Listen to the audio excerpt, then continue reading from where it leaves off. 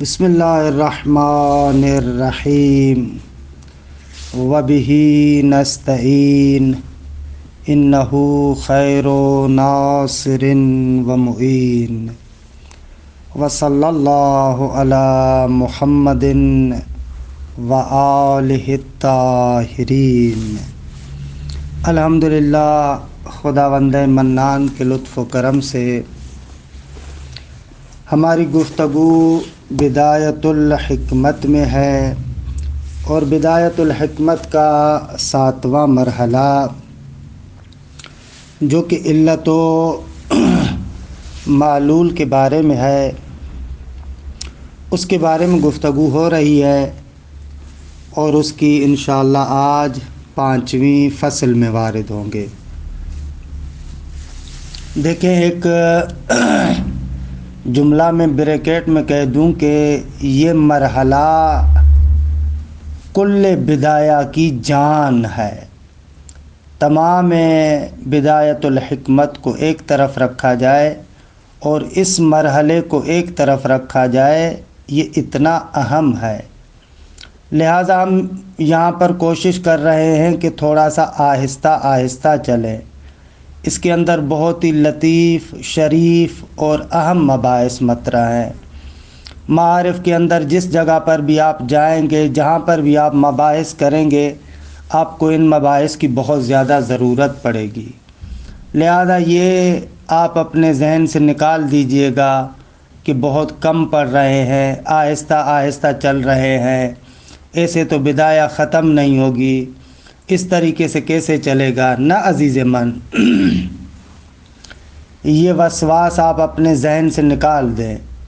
ضروری نہیں ہے کہ بدایہ کو آپ ختم کریں، ضروری یہ ہے کہ آپ مطلب کو سمجھیں، جو مطلب پڑھیں اس کو اچھے طریقے سے ہضم کریں، حل کریں۔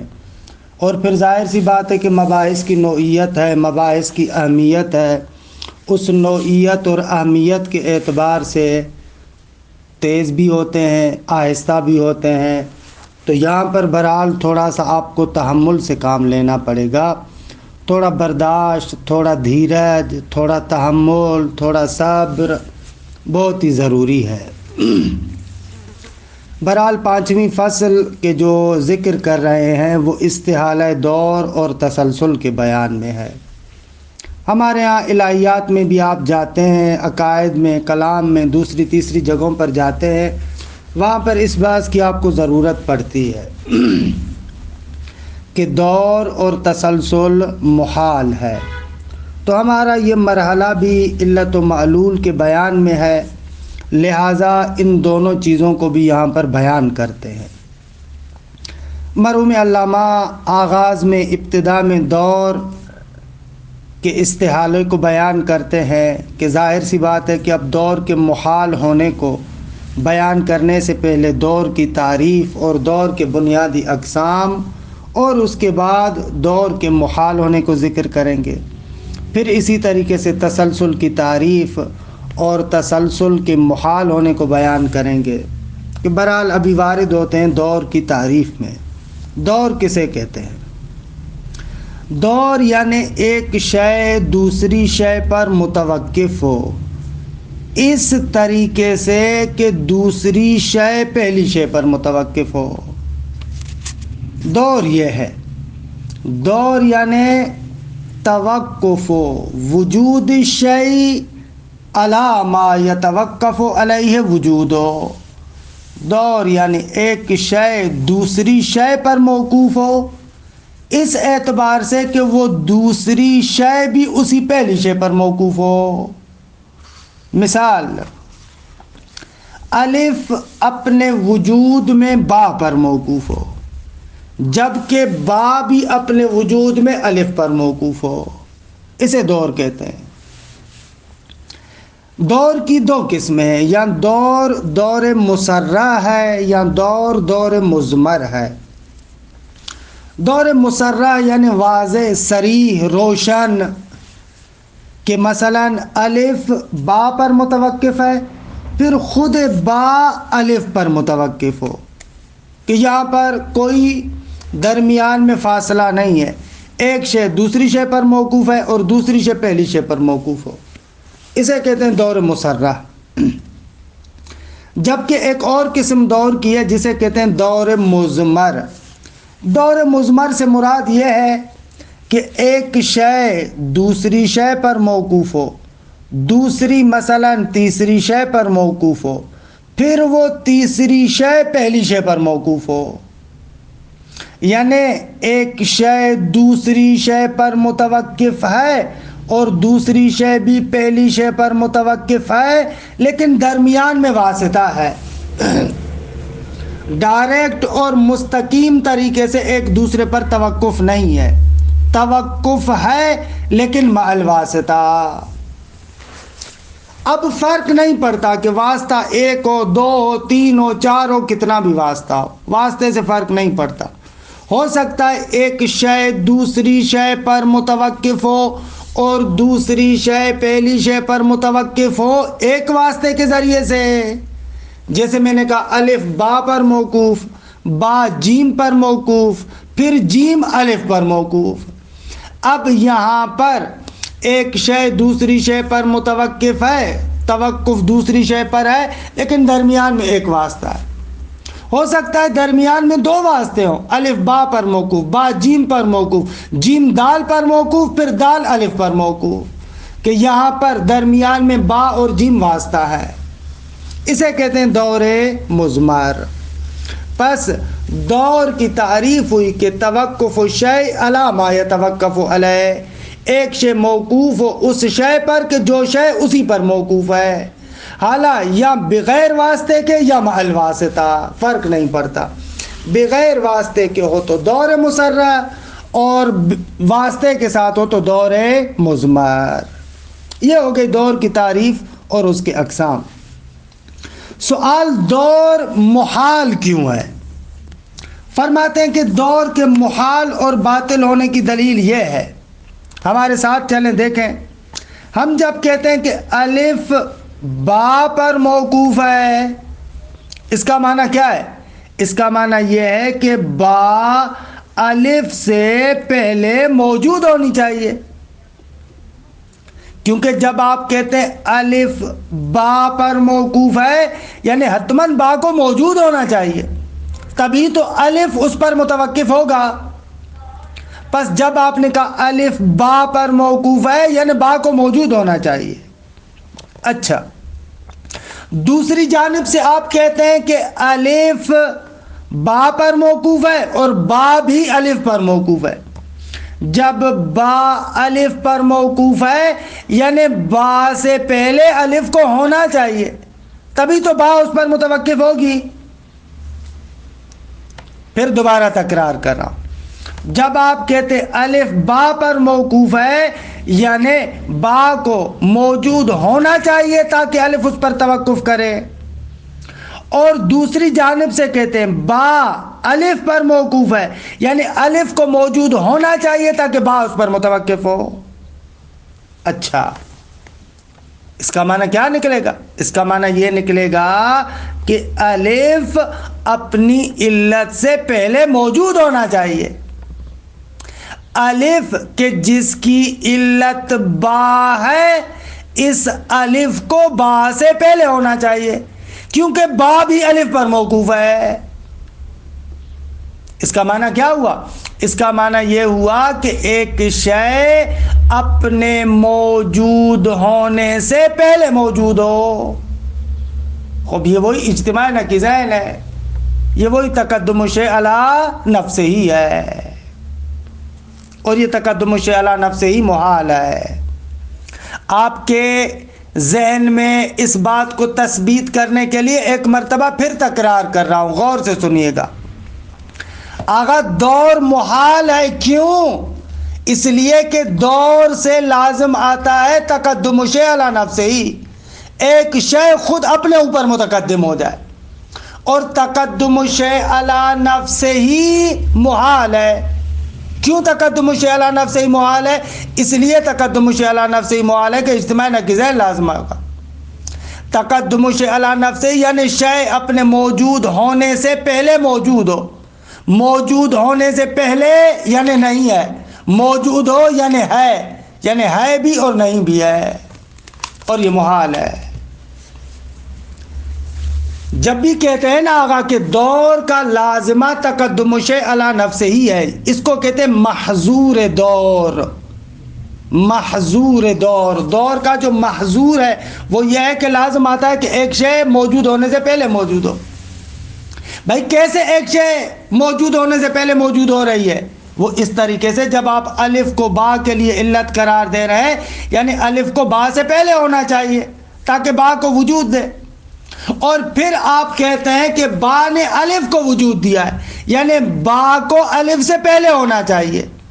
اب با کہ جس کی علت الف ہے، اس علت سے پہلے با کو ہونا چاہیے تاکہ الف کو وجود دے، اور الف کہ جس کی علت با ہے اور پھر دوسری طرف سے خود بھی با کی علت ہے، خود اپنی علت سے پہلے یعنی با سے پہلے اس کو ہونا چاہیے، اور ظاہر سی بات ہے کہ تقدم شیء علی نفسہ ہی محال ہے۔ عبارت کا یہ ٹکڑا دیکھیں، الفصل الخامس، فرماتے ہیں پانچویں فصل، فی استحالت الدور، دور کے محال ہونے کے بارے میں، والتسلسل یعنی فی استحالت التسلسل، اور تسلسل کے محال ہونے کے بیان میں۔ البتہ تسلسل کہاں پر؟ فی العلل، وہ تسلسل کے جو علل میں لازم آتا ہے۔ فی العلل کا تعلق تسلسل سے ہے، کہ انشاءاللہ ابھی تھوڑی دیر کے بعد جیسے میں تسلسل کا بیان کرتا ہوں تو اس فی العلل کا مطلب بھی واضح ہو جائے گا کہ اس فی العلل کو تسلسل کے ساتھ کیوں ہم مختص کر رہے ہیں۔ اما استحالت الدور، فرماتے ہیں کہ دور محال ہے، اس کے بعد تقریباً 2 سطریں بریکٹ میں ہے۔ اما استحالت الدورے کی خبر ہے فلانہ، اس فلانہ سے پہلے جو 2 سطریں ہیں وہ بریکٹ میں ہیں، اور ان کے اندر دور کی تعریف بھی علامہ کر رہے ہیں اور دور کے اقسام کو بھی بیان کر رہے ہیں۔ اما استحالت الدور، پہلا نقطہ کہ دور محال ہے۔ اچھا پہلے بتایا آپ کو دور ہے کیا؟ وَهُوَ، یعنی یہ دور، یہاں سے دور کی تعریف کریں، وَهُوَ توقف وجود شیء علی ما یتوقف علیہ وجودہ، فرماتے ہیں کہ دور یہ ہے کہ ایک شے کا وجود متوقف ہو، وجود شے کے اوپر آپ الف لکھ دیں، الف کا وجود متوقف ہو، علی ما کے اوپر لکھیں با، الف کا وجود متوقف ہو علی ما اس شے پر یعنی با پر، کہ یتوقف علیہ کی ضمیر وجود شے کی طرف یعنی الف کی طرف، وجود ہو اس ہو کی ضمیر ما کی طرف یعنی با۔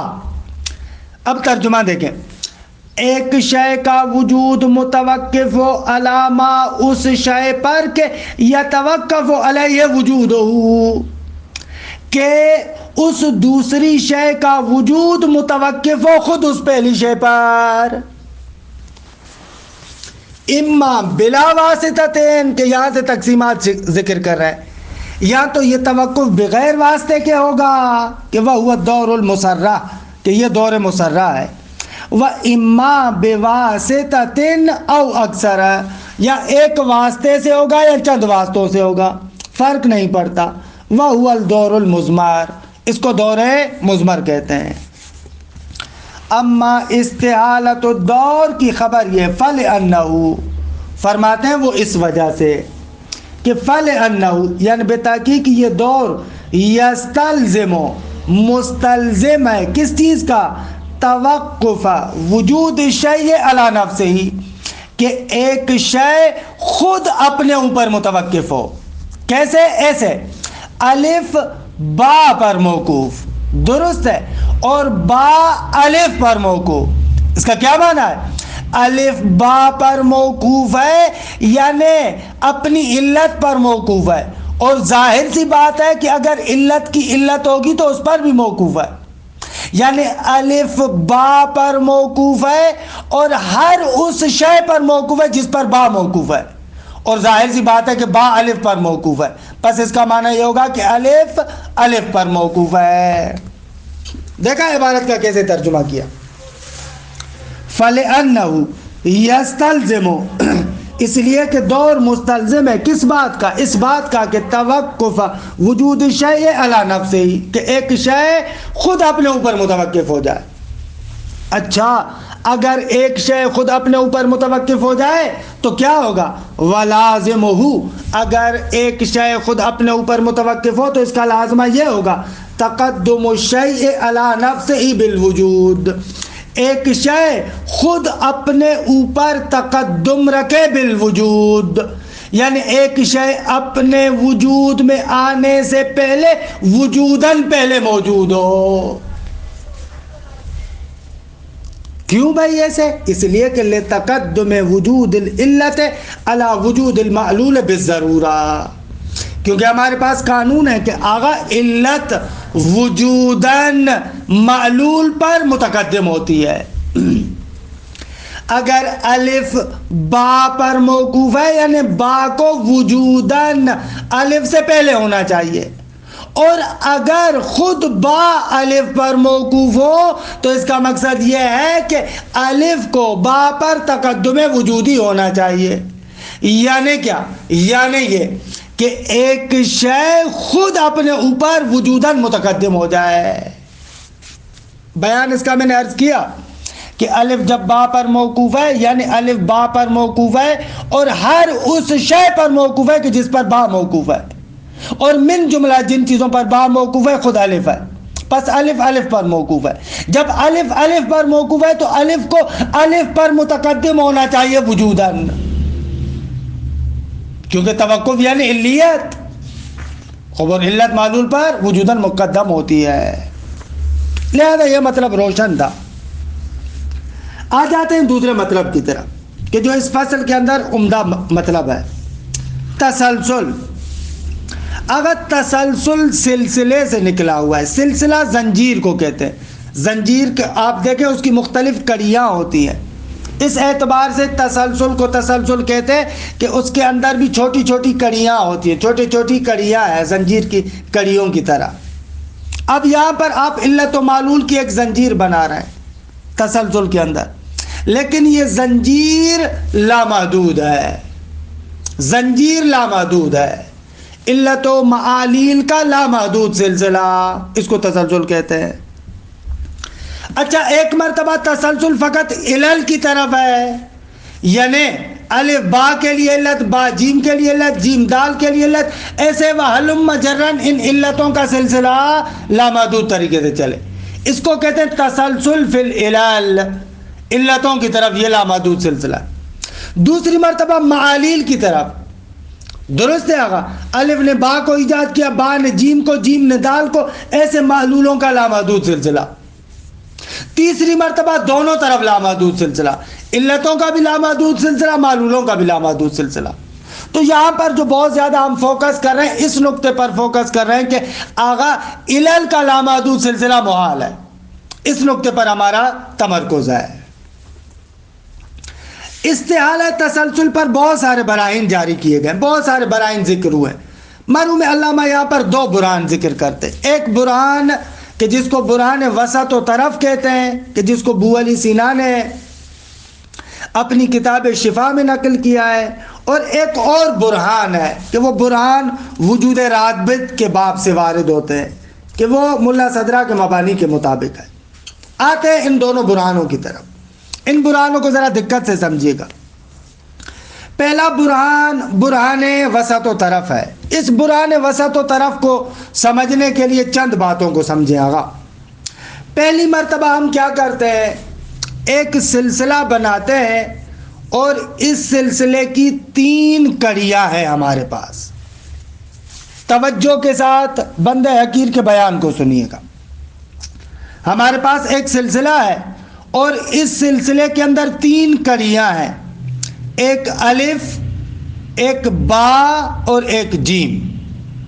بس ایک سلسلہ بنائے، ایک زنجیر بنائے کہ جس زنجیر کی 3 کڑیاں ہیں، الف، با اور جیم، اور ان تینوں کڑیوں کے درمیان علت و معلول کا رشتہ آپ سمجھے۔ ہر سابق لاحق کے لیے علت ہو، یعنی الف با کے لیے علت، با جیم کے لیے علت. دقت کریں کیا عرض کیا، 3 اجزاء کا ایک سلسلہ ہے، 3 کڑیاں ہیں، اور ان تینوں اجزاء کے اندر ترتب پایا جاتا ہے. یعنی ایک دوسرے کے لیے علت، دوسرا تیسرے کے لیے علت. اچھا، اب آئیں ذرا ان تینوں کی خصوصیات پر نظر کرتے ہیں. ہم نے کیا کہا، الف با کے لیے علت، با جیم کے لیے علت. تو یہاں پر جو الف ہے وہ فقط علت ہے، درست ہے، اور جو جیم ہے وہ فقط معلول ہے. لیکن درمیان میں جو با ہے وہ علت بھی ہے اور معلول بھی ہے. علت ہے جیم کے لیے، اپنے بعد میں آنے والے کے لیے، اور معلول ہے اپنے پہلے والے سے یعنی الف کی نسبت سے. بس ان 3 کڑیوں میں ہر ایک کی اپنی خاصیت ہے. جو سب سے پہلا ہے وہ فقط علت ہے، اور جو سب سے آخر ہے وہ فقط معلول ہے، اور جو درمیانہ ہے وہ علت بھی ہے اور معلول بھی ہے. اچھا، یہ نقطہ سمجھ میں آ گیا. اب آئے ذرا غور کریں ایک نقطے پر. یہ جو آپ نے 3 کڑیاں بنائی ہیں، ان میں ایک وسط ہے، درمیان ہے، اور 2 اس کے طرف ہیں. الف یعنی جو فقط علت ہے وہ ایک طرف ہے، جیم جو فقط معلول ہے وہ دوسرا طرف ہے، اور بے جو درمیان میں ہے وہ وسط ہے، یعنی علت بھی ہے اور معلول بھی ہے. یہ جو وسط ہے اس کی خاصیت یہ ہے کہ وہ علت بھی ہے معلول بھی ہے. جیسے ہی آپ نے کہا نا وہ علت بھی ہے اور معلول بھی ہے، اس کا معنی کیا ہوگا؟ اس کا معنی یہ ہوگا کہ ایک طرف کی نسبت سے معلول جو اس سے پہلے ہے، اور ایک طرف کی نسبت سے علت یعنی جو اس کے نیچے ہے. تو ہر وہ کڑی جس کڑی پر یہ صدق آئے کہ یہ علت بھی ہے یہ معلول بھی ہے، تو یقین مان لیجئے گا کہ وہ وسط ہے، وہ درمیان ہے. جس کڑی پر بھی یہ صدق آئے کہ وہ علت بھی ہے اور معلول بھی ہے، اس کا معنی یہ ہے کہ یہ درمیان میں ہے، وسط ہے. علت ہے اپنے بعد والے کے لیے، معلول ہے اپنے پہلے والے کی نسبت سے. اچھا، یہ ان تینوں کڑیوں کی خاصیت. اب ایک اسٹیپ اور آگے بڑھاتے ہیں. اگر آپ ان 3 کڑیوں کی جگہ پر سلسلہ 4 کڑیوں کا بنائے تو بھی بات یہی ہوگی، یہی بات ہوگی. یعنی کیا؟ یعنی 2 طرف ہوں گے اور درمیان میں وسط ہوگا. آپ ایسے فرض کریں، الف فقط علت، الف با کے لیے علت، با جیم کے لیے علت، جیم دال کے لیے علت. یہ 4 فرض کریں آپ. الف با کے لیے علت، با جیم کے لیے علت، جیم دال کے لیے علت. تو اب یہاں پر 2 کڑیاں ایسی ہیں کہ جن پر علت و معلول صدق کر رہا ہے. با اس پر علت بھی صدق کرتا ہے، معلول بھی صدق کرتا ہے. جیم اس پر بھی علت بھی صدق کرتا ہے، معلول بھی صدق کرتا ہے. لیکن الف فقط علت ہے، دال فقط معلول ہے. اگر 4 کڑیوں کا سلسلہ بنائیں گے تو ہمارے پاس 2 کڑیاں وسط کہلائیں گی. جب یہ دونوں کڑیاں وسط کہلاتی ہیں تو ان دونوں کے طرف ہوں گے، اس سے پہلے بھی کچھ ہوگا، اس کے بعد بھی کچھ ہوگا. وسط جہاں پر بھی فرض کریں گے اس کے لیے 2 طرف ہونے چاہیے. اچھا، اگر آپ اس سلسلے کو 5 بنائیں تو خوب 5 والی صورت میں 3 کڑیاں وسط بنیں گی. آگا اگر 10 بنائیں تو وہاں پر پہلے کو یعنی 10ویں کو اور پہلے کو چھوڑ کر بقایا جو 8 کڑیاں درمیان میں ہوں گی وہ وسط کہلائیں گی.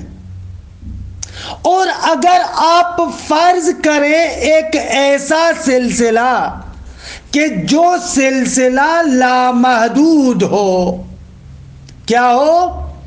لامحدود سلسلہ ہو. ایک طرف سے آپ شروع کریں کہ معلول ہے، اس کے اوپر لامحدود علت و معلول کا سلسلہ بناتے جائیں. آپ کہیں کہ بابا آخری جو معلول ہے اس کی علت فلاں، اس کی علت فلاں، اس کی علت فلاں، اور یہ سلسلہ آپ کا کسی جگہ پر ختم نہ ہو. فرماتے ہیں یہ نہیں ہو سکتا. کیوں؟ اگر وہ جو معلول سے آپ آغاز کر رہے ہیں کہ ایک طرف سے فقط معلول ہے اور اس کے اوپر سلسلے کی جتنی بھی کڑیاں ہیں وہ سب کی سب کڑیاں ایسی ہیں کہ ایک علت بھی ہے معلول بھی ہے، علت بھی ہے معلول بھی ہے، ہر کڑی علت بھی ہے معلول بھی ہے، اپنے نیچے والے کے لیے علت، اپنے اوپر والے کے لیے معلول. اگر آپ ایسے لامحدود سلسلہ بنائیں تو یہ محال ہے، نہیں ہو سکتا. بھائی کیوں؟ اس لیے کہ یہ سارے سلسلے کی کڑیاں ایسی ہیں کہ ہر کڑی پر صدق کرتا ہے کہ وہ علت بھی ہے معلول بھی ہے. خوب، ہر کڑی پر جب یہ صدق کر رہا ہے وہ علت بھی ہے اور معلول بھی ہے تو اس کا مقصد یہ ہے کہ اس پر وسط یعنی درمیان ہونا صدق کرتا ہے. خوب، جب اس پر درمیان ہونا صدق کرتا ہے تو حتماً اس درمیان کے لیے ایک ایسا طرف ہونا چاہیے جو فقط علت ہو. حالانکہ اس علل و معالل کے لامحدود سلسلے کے اندر کوئی بھی کڑی ایسی آپ فرض نہیں کر رہے جو فقط علت ہو. خوب، آپ کی بات کا لازمہ یہ ہوگا کہ آپ کہیں کہ ہمارے پاس وسط تو ہے لیکن اس وسط کا صرف ایک طرف ہے، یعنی ایک طرف فقط معلول ہے، اما اوپر کوئی بھی ایک ایسی کڑی نہیں ہے کہ جو فقط علت ہو. کیونکہ جس نقطے پر ہم ہاتھ رکھتے ہیں وہ نقطہ کیا بنتا ہے؟ علت بھی ہے معلول بھی ہے، یعنی وسط ہے. خوب، اگر وسط ہے تو اس وسط کے لیے دو طرف چاہیے. وسط یعنی درمیان دو طرفوں کے بغیر نہیں ہو سکتا. حالانکہ تسلسل کا لازمہ یہ ہے اگر علل کے اندر، علتوں کے اندر تسلسل ہو تو اس کا لازمہ یہ نکلے گا کہ آپ کے پاس وسط ہو، درمیان ہو، لیکن طرف کے بغیر. ایک طرف آپ اس کا فرض کریں، دوسرا طرف اس کے لیے ہو ہی نہیں، اور یہ محال ہے. اگر ہر وسط کے لیے دو طرف کیوں چاہیے؟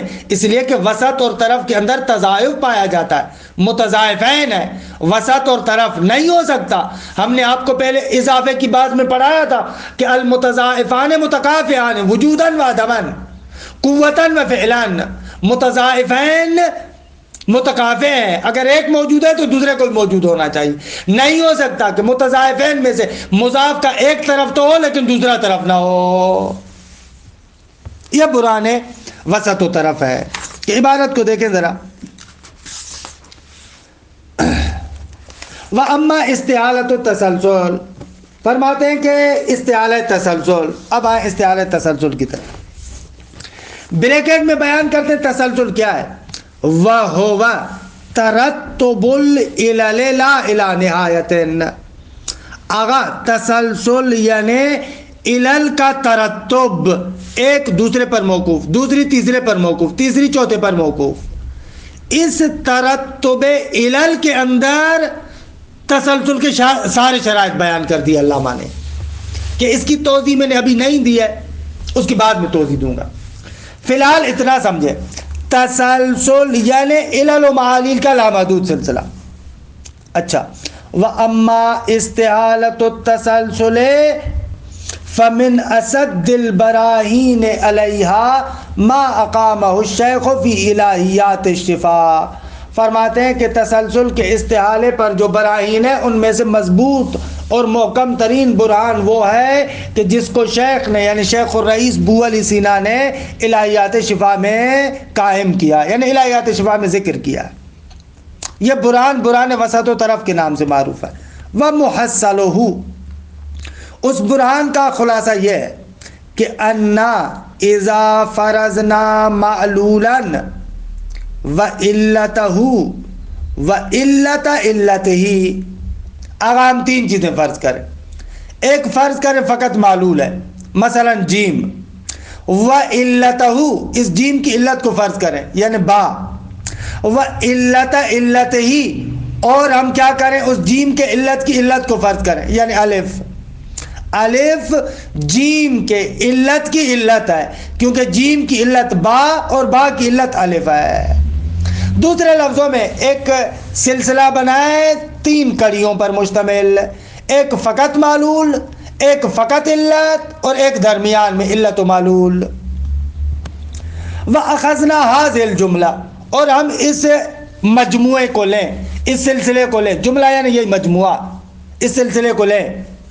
وَجَدْنَا كُلًّا مِّنَ الثَّلَاثَةِ ذَا حُکْمٍ ضَرُورِيٍّ يَخْتَصُّ بِهِ، ہم پائیں گے تینوں میں سے ہر ایک کو صاحب حکم، یعنی تینوں میں سے ہر ایک کے لیے ایسا حکم ہوگا کہ یختص بھی، جو اسی کے ساتھ مخصوص ہے۔ حالانکہ وہ حکم بھی حکم ضروری ہے، لازمی ہے، حتمی ہے۔ تینوں میں سے ہر ایک کے لیے حکم ہے کہ جو اسی کے ساتھ مختص ہے۔ مثلا فل معلولو، جو آپ نے تیسرا فرض کیا تھا یعنی جیم، وہ جو معلول مفروض ہے، معلول فقط، وہ فقط معلول ہے۔ وَإِلَّتُهُ، اور جو اس معلول فقط کی علت ہے یعنی با، وہ علتن لما بعدہا، جو اس کے بعد ہے اس کے لیے علت ہے، یعنی با جیم کے لیے علت ہے۔ اور معلولتن لما قبلہا، اور معلول ہے اس کے لیے جو اس سے پہلے ہے، یعنی با الف کے لیے معلول ہے۔ وَإِلَّةُ الْإِلَّةِ عِلَّةٌ فقط، اور جو جیم کے علت کی علت ہے یعنی الف، وہ فقط علت ہے، غیر معلولۃ، وہ فقط علت معلول نہیں ہے۔ فَكَانَ مَا هُوَ مَعْلُولٌ فَقَط طَرَفًا وَمَا هُوَ عِلَّةٌ فَقَط طَرَفًا آخر، اگر جو فقط معلول ہے وہ ایک طرف ہے، اور جو فقط علت ہے وہ دوسرا طرف ہے۔ وَكَانَ مَا هُوَ عِلَّةٌ وَمَعْلُولٌ مَعًا، اور وہ یعنی با کہ جو علت بھی ہے اور معلول بھی ہے، یعنی ہم علت ہے ہم معلول ہے ساتھ میں، تو یہ کان وسطاً بین طرفین، تو یہ وسط ہے دو طرفوں کے درمیان۔ اچھا، پس ان 3 کڑیوں میں ہر ایک کا اپنا حکم ہے، اور اس حکم کے اعتبار سے ہم دیکھتے ہیں کہ ہر ایک اسی حکم کے ساتھ مخصوص ہے۔ تھوڑا سلسلے کو بڑھائیں۔ ثم اذا فرضنا الجملة 4 مترتبة، اگر اس کے بعد آئیں اور اس مجموعے کو، سلسلے کو، جملہ یعنی وہی مجموعہ اور سلسلہ، اس مجموعے کو 4 فرض کرتے ہیں، اور 4 بھی ایسے کہ جن میں ترتب ہے، ہر ایک علت و معلول، علت و معلول، اس طرح کا رشتہ، تو کان للطرفین ما تقدم من حکم الطرفین، تو یہاں پر بھی جو 2 طرف ہیں، ایک آخری معلول فقط اور ایک اوپر سے جو فقط علت ہے، ان دونوں طرفوں کے لیے وہی طرفوں والا حکم ہوگا، یعنی یہ فقط طرف ہے، جو ایک معلول ہے فقط آخری وہ بھی طرف ہے، جو اوپر سے علت ہے فقط وہ بھی طرف ہے، ان کے لیے بھی کیا ہوگا؟ خاص حکم ہوگا۔ کان للطرفین، دونوں طرفوں کے لیے، ما تقدم من حکم الطرفین، جو گزر چکا وہی حکم طرفین، وہ حکم طرفین ان کے لیے بھی ہوگا۔ اور درمیان میں جو 2 آ گئے، وکان الاثنان الواقعان بین الطرفین، اور 2 جو ان دونوں طرفوں کے درمیان واقع ہوئے ہیں، مشترکین فی حکم الوسط، وہ وسطیت کے حکم میں مشترک ہے۔ اگر 4 کا سلسلہ آپ نے بنایا تو آخری اور پہلا یہ طرف ہوں گے، اور دوسرا اور تیسرا جو درمیان میں ہے وہ وسط کے حکم میں آئیں گے۔ وَهُوَ أَنَّ لَهُمَا الْعِلِّيَّةُ وَالْمَعْلُولِيَّةُ مَعًا بِالتَّوَسُّطِ بَيْنَ الطَّرَفَيْنِ، وہ حکم یہ ہے، آگا وسط والا جو حکم دونوں کے لیے ہے وہ اس وجہ سے کہ ان دونوں کے لیے علیت اور معلولیت ہے، یعنی ہر ایک علت بھی ہے ما بعد کے لیے، معلول بھی ہے ما قبل کی نسبت سے۔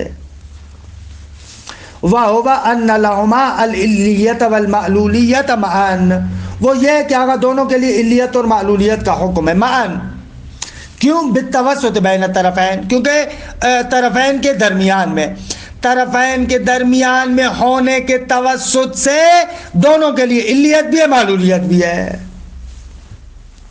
ثم کلما زدنا فی عدد الجملہ، فرماتے ہیں کہ پھر ہم لوگ اس مجموعے کے اعداد کو جیسے جیسے بڑھاتے جائیں، الی ما لا نہایت لا، اگر یہ سلسلہ آپ بڑھاتے جائیں لامحدود طریقے سے، کان الامر جاریا علی مجرا واحد، تو بات اسی سلسلے اور اسی طریقے سے چلے گی. یعنی جو درمیان میں ہوگا وہ دیکھے وسط ہوگا. اگر وسط کیا ہوگا؟ جس پر علت و معلول دونوں سے ذکر ہیں وہ وسط بنتا جائے گا. وَكَانَ مَجْمُوعُ مَا بَيْنَ الطَّرَفَيْنِ وَسَطًا، عبارت سے وہ جو دونوں طرفوں کے درمیان والا مجموعہ ہے وہ وسط ہوگا. وَكَانَ مَجْمُوعُ مَا بَيْنَ الطَّرَفَيْنِ، آگا جو دونوں طرفوں کے درمیان ہے یعنی وہ مجموع، وَهِيَ الْعِدَّةُ الَّتِي كُلُّ وَاحِدٍ مِّنْ أَحَدِهَا عِلَّةٌ وَمَعْلُولٌ مَعًا، یہ وہ تعداد کہ جن میں سے ہر ایک علت بھی ہے اور معلول بھی ہے. یہ مجموع ما کو بیان کریں، وہ جو دونوں طرفوں کے درمیان ہے، دونوں طرفوں کے درمیان ہے یعنی کیا؟ یعنی وہ تعداد، وہ کڑیاں کہ جن میں سے ہر ایک علت بھی ہے اور معلول ہے. درست. کان مجموع ما بین الطرفین وسطا، وہ وسط ہو جائے گا. لہو حکمہ، اور پھر اس وسط کے لیے اپنا حکم ہوگا، یعنی اس کو دو طرف چاہیے. جبکہ فلو فرضنا سلسلۃ من العلل مترتبۃ الی غیر النہایہ، اگر ہم فرض کریں ایک ایسا سلسلہ علتوں کا کہ جو ایک دوسرے پر مترتب ہے، اور یہ سلسلہ فرض کریں غیر متناہی اور لامحدود، تو کیا نکلے گا نتیجہ؟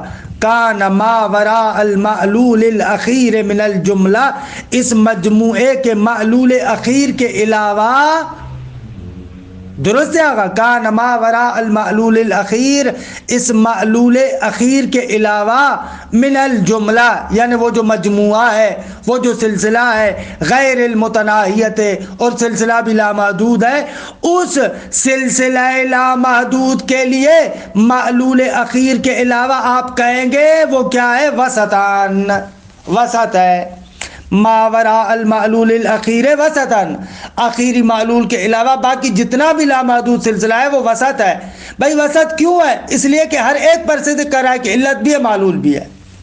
اچھا یہ وسط ہے، لیکن ایسا وسط کہ لا طرف لہو، جس کا دوسرا طرف نہیں ہے. ایک طرف تو معلول اخیر ہے فقط، لیکن دوسری طرف سے علت فقط نہیں ہے، کیونکہ اگر دوسری طرف سے علت فقط ہو تو لامحدود سلسلہ نہیں بنے گا. اگر علت فقط نہ ہو، ہر ایک علت بھی ہو معلول بھی ہو، تو اس کا مقصد یہ کہ وسط ہے بدون طرف. وَهُوَ مُحَالٌ، اور یہ محال ہے. علامہ فرماتے ہیں وَهَذَا الْبُرْهَانُ يَجْرِي فِي كُلِّ سِلْسِلَةٍ مُتَرَتِّبَةٍ مِنَ الْعِلَلِ، فرماتے ہیں کہ یہ برہان جاری ہوگا ہر اس سلسلے میں کہ جس میں علل و معالیل موجود ہیں. درست ہے. مترتبان، ایک دوسرے کے لیے علت، دوسرا تیسرے کے لیے علت. لا تفارق وجودها وجود المعلول، ایسا علل مترتبہ کا سلسلہ کہ جن علل کا وجود معلول کے وجود سے متفارق نہیں ہو سکتا، جدا نہیں ہو سکتا. درست ہے. سواء کان تامۃ او ناقصۃ، چاہے وہ علل کا سلسلہ وہ چاہے وہ علتیں تامہ ہو یا ناقصہ ہو. کہ اس کی تھوڑی سی وضاحت ہے. دون العلل المعدہ، کہ اس کی بہرحال وضاحت چاہیے، انشاءاللہ جلسے آئندہ میں ذکر کریں گے. وصلی اللہ علی محمد و اہل بیتہ الطیبین الطاہرین.